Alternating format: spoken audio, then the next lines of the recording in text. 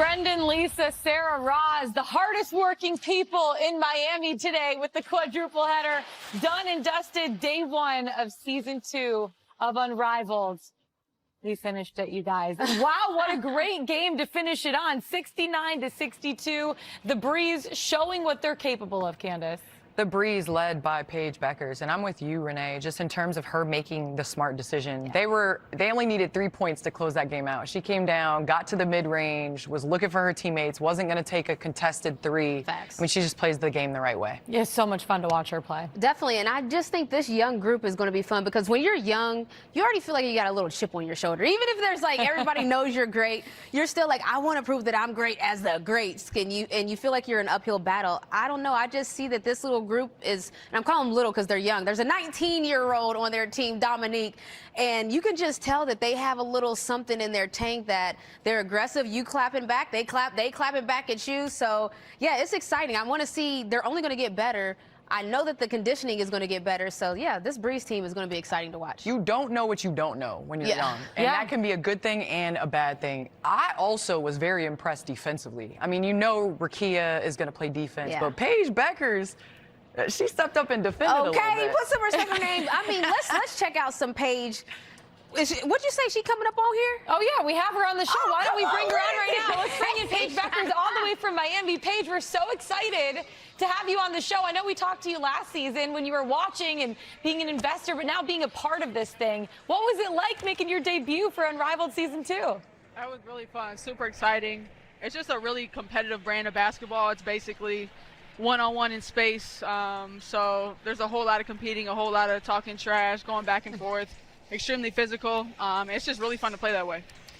Paige, as you came on, I wasn't sure if you caught the defensive, I heard nod. that. I just wasn't sure because, like, you're a bucket, but you also played a little bit of defense tonight. Hey, what is the biggest adjustment? Obviously, Rakia has played.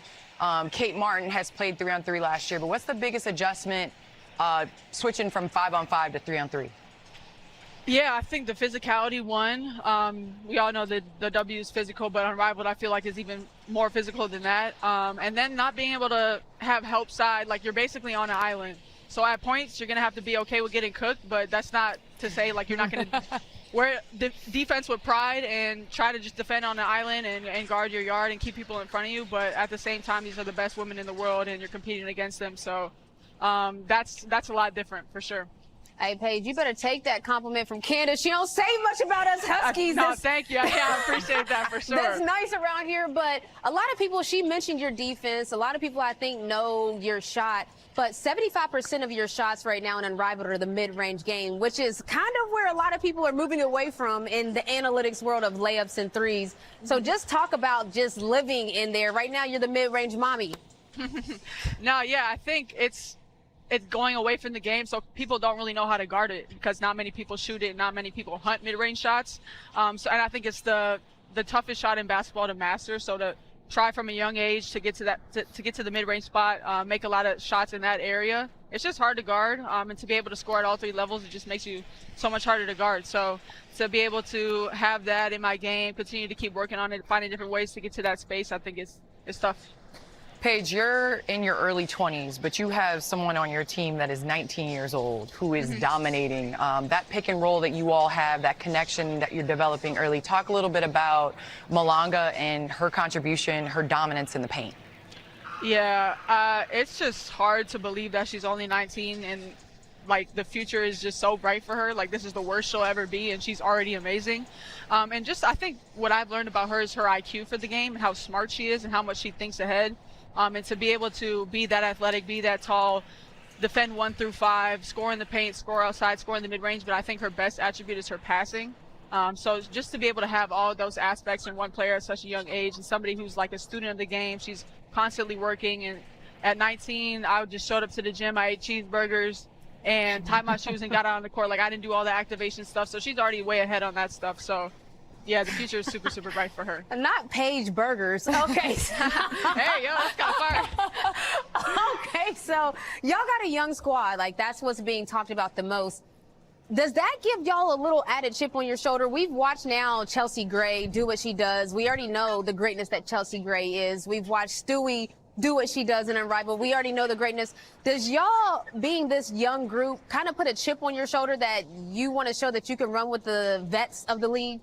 For sure. I think even tonight, like, the other team's talking trash, talking to the refs, like, these are kids, man. They don't need these calls. I'm like, kids, like, don't disrespect. When the ball goes up, being able to hoop, there's no age discrimination. So, like, that's just how we feel. And I think the youth, we can use that to our advantage. Like, it doesn't necessarily have to be a negative thing. I feel like we have people who have experience in 3-on-3 basketball. And we just have hoopers that just want to win and compete and play with each other. And we're very unselfish. We already have great chemistry. So I think that, I mean, age doesn't matter. Listen, I picked y'all as my way too early champs. So prove me right, Paige, man.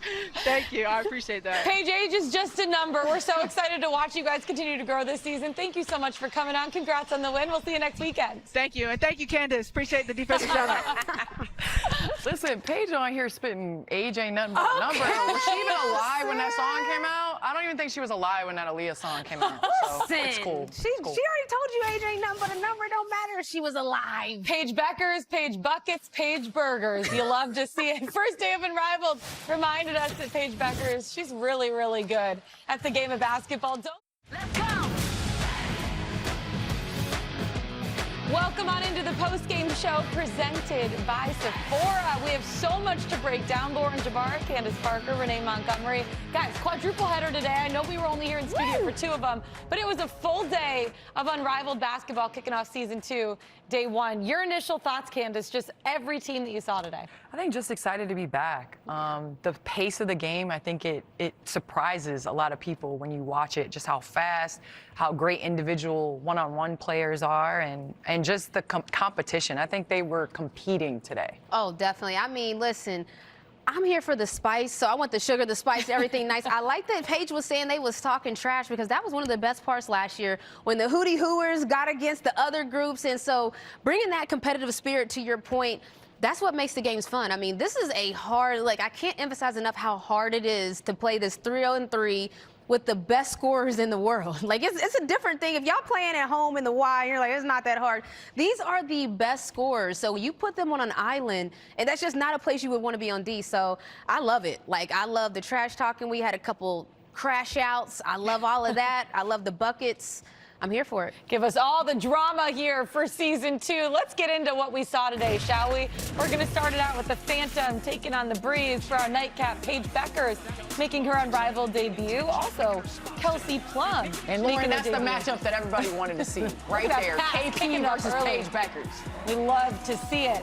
That pass, incredible, Renee. Tough. And I mean, right here, you put Paige in a pick and roll with anybody, and it's not a good situation to be in for the defense. She just systematically goes about her business. A post player on an island. Ew, take it. Splash. Dirty at the buzzer. Put the Breeze up by 5 at halftime. Tiffany Hayes, tough 2-pointer. And Tip in the first half answered with runs, kept the Phantom in it. But man, the Breeze, Rakia Jackson, talk about Paige Bueckers, Malonga, there was just too much. And how about Rakia Jackson? Clutch free throw to win the game. Her first game winner of Unrivaled. The Breeze, new to the league, but they're breezing into this thing. 69-62. They earn a win in day 1 of season 2. But we have to talk about Paige Bueckers. I know we talk about her a lot. We just had her on the show. But you can't talk enough about what she does, Candace, to the game of basketball, and now it's translating to fantasy. She's not her picking up the stat sheet. Yeah, let me just pick up the stats. Because I think that there are players that go out and it's quantity over quality. Yeah. And Paige Bueckers is a quality over quantity. I mean, she came out, she was super efficient. In terms of her assists, she had 6 of those dimes. No turnovers. 24 points. She's going to take what the defense gives you. She's going to make you pick a poison, and she does so at her own pace. And a lot of times, players don't develop their pace. I mean, I was teammates with Chelsea Gray when she first came in the league. She wasn't playing at that pace in year 1, year 2. But to see a player like Paige master that, to be able to master picking wrong for the defense, I mean, at this age, and then we laugh, but she played defense, and that's the biggest thing. I don't know why everybody's laughing. They laughed at Coach Arieva when he said that in the tournament. I think it's hard, though, when people are so good at one thing to put him over to that two-way player. You know, like that's an elite group. Okay, calm down. Not a two-way player yet. I'm not saying she's there played a yet. little defense. Okay, she's okay, but how much she got to do for her to be in the conversation, Candace? What are the rules? I'm not saying she's there yet, but the people that she was defending better feel like it. I mean, there was block shots, there was lockup, and I'm not saying that she's going to be the elite. But to see a player of her caliber want to play on both sides is interesting in itself, because I'm not saying she don't have to, but I know players that don't. Yeah. I'm just saying I know players that if I'm giving you 25, you all right if I don't lock up every night. That's a real thought. And also playing defense on 3-on-3, because she said it. You're going to get cooked sometimes. You just have to be okay with that, but you're still working on it. You're practicing it. Now, on the other side, Kelsey Plum, this is the matchup that we wanted to see. KP, she took 28 shots in the preseason game. Tonight, she took 17, made 5 of them, 12 points. Candace, what did you think of her performance? Well, KP in the first half, 10 points, wasn't efficient, but you could tell she wanted to get going downhill, wanted to mix it up. But at the same time, the big difference at this position, you look at their size. KP's giving up size, and so in terms of that, she's got to do a better job of getting into the paint, drawing the defense, dishing to bigger players, and I think once she settles in, we're forgetting this is her first go-around playing 3-on-3. She'll understand the game. That's one thing KP's going to do. She's going to adjust. Yeah, I think for me, it's players like Kelsey Plum, where I don't care how she played last game. You better be ready next game. It's just they can get on a burner and they can get hot in a hurry. To your point, this is a new style, and we can't emphasize it enough. It's not like you just go out there and it's 3-on-3 and it's automatic. There's different spacing. There's different sets. There's different places where you naturally are going to go that maybe in 3-on-3 it doesn't work because the court is more open. So watching those players understand that, it's more interesting to see that players that figured it out already. That's just hoopers that hoop. But I think a player like Kelsey Plum, on any given night, man, you don't want to be on an island with her. Yeah. But KP, I'll throw Kelsey Mitchell in there. If I were to pick players that are going to excel in 3-on-3, it would be those two players. And so I don't think that you should be judged by your first outing. I think it takes time to adjust. It takes time to understand the game, because there's no better player that's in shape than Kelsey Plum. So I understand that this game, it's the longevity in these 10 weeks of these games, and she's going to figure it out. Yeah. And she got in foul trouble. So I just... Yeah, 4 fouls in the first half. 4 fouls in the first half. That instantly sucks out But your you aggressiveness. can't hide on the defensive end in 3-on-3. Okay, but I'm not even trying to play at 4 fouls. I understand, but you can't hide on the defensive end. There is no hiding. There is no hiding. Look at her on this. Who's making all these defensive rules? Quadruple header. I mean, yeah, I agree with you. So she can be a two-way conversation. I didn't say she couldn't be in the conversation. It's one game. Renee. You said, whoa! Like you threw her into the Kawhi Leonard and Paul George conversation. I literally said she's two-way. That means she's playing both. I didn't name anyone else. Paige Bueckers playing defense today. I saw it. We love to see it. Let's move on. We have the Rose taking on the Lunar Owls. We got to separate you two over here. The Rose, the reigning champions, they had their banner raised to the rafters before the game today. Congratulations, the Unrivaled champs. You saw that? Chelsea Gray, though, getting it going early. That's what she does. Assist from Chelsea Gray again. And I also think Shakira, I don't know if she was on the other end of a lot of those assists yet, but she's somebody that with a Chelsea Gray, I just think it's scary season. Marina Mabry pulling up for 2. Chelsea Gray again. I feel like this entire highlight package, Candace, has just been Chelsea. Well, when you have 34 points, that usually happens. Now, how about this one? Chelsea. Game-winning 3, top of the key. She was absolutely fantastic. As the Rose take 35. I'm sorry, it was disrespectful, Chelsea. To 60. Chelsea Gray, 35 points, like Candace said, and she caught up with our very own Roz Golden Wude after the game. Take a listen. Chelsea, you were in some kind of zone, whether it was the game-winning shot or getting buckets or getting your teammates involved with the assist. Can you describe the type of control you feel over the game? I always say that I'm a calm within the storm, and that's the way I see the game. That's the way I play. But, man, I know my stats, but everybody came and contributed tonight, offensively and defensively. You know, this night started with a banner raise. You have a lot of returners from that championship team. How helpful is that in setting a tone? We have a standard in that locker room. Nola holds us to that standard. That's what we talk about every time we step on the court. And it's just nice to have familiar faces coming back here. What's the standard? Championship, man.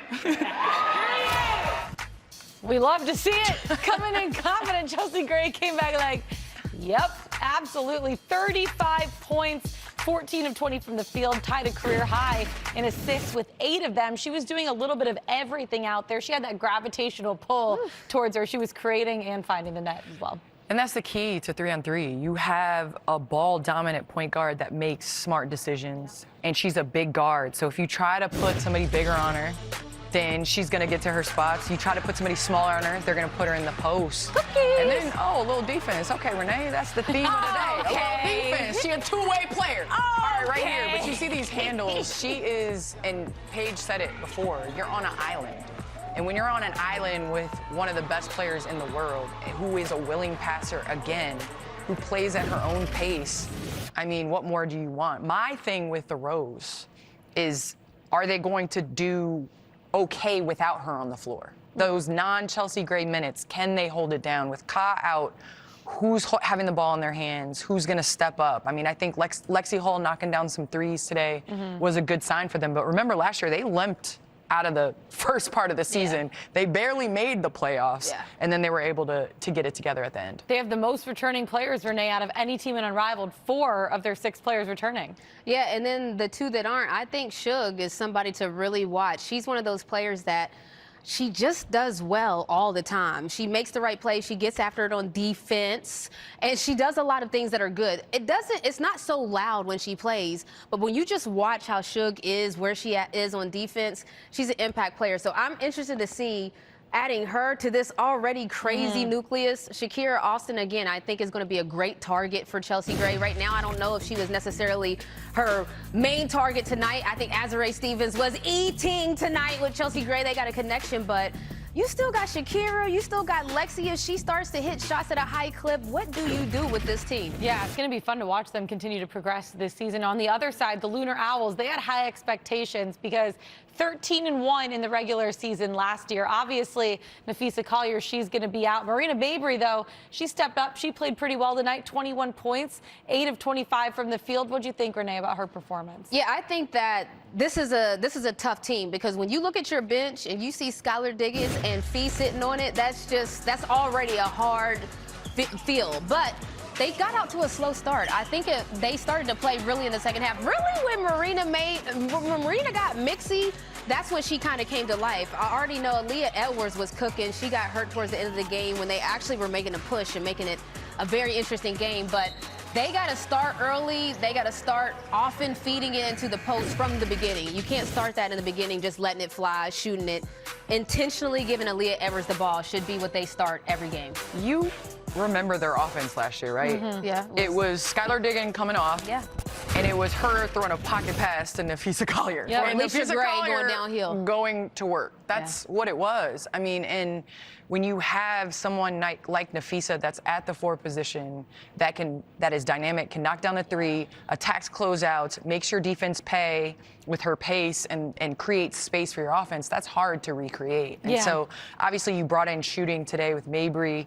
I do like Aaliyah Edwards, and I hope that she isn't hurt too bad and heals up quickly. But the Lunar Owls, obviously, with what you said, Skylar on the bench, I think her having the ball in her hands will open up things for Mabry, being able to come off screens and take advantage of the defense. But they got to get over this hump and figure it out. Yeah, for all the Hootie Who fans out there, if you hadn't heard yet, Napheesa Collier is going to miss the entire Unrivaled season 2. She's scheduled to undergo surgery on both of her ankles after lingering injuries from the 2025 WNBA season. Expected to be sidelined for about 4 to 6 months. That is such a tough blow for the Lunar Owls, and especially with her being one of the co-founders of this league, Renee. How do the Lunar Owls adjust, and especially with Skylar out right now as well? They're 2 returning players. I mean, you just don't replace her.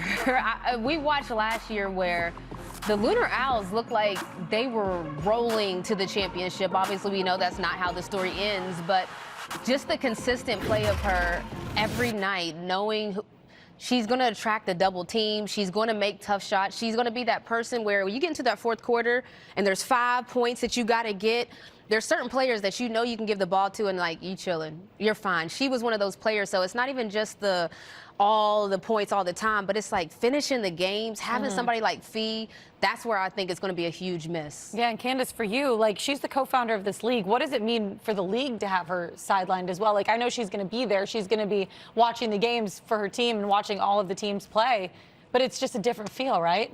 It's a different feel in terms of coming off an MVP season last year, coming off a one-on-one tournament championship last year, understanding that she is the face of this league. And I know it's tough for her.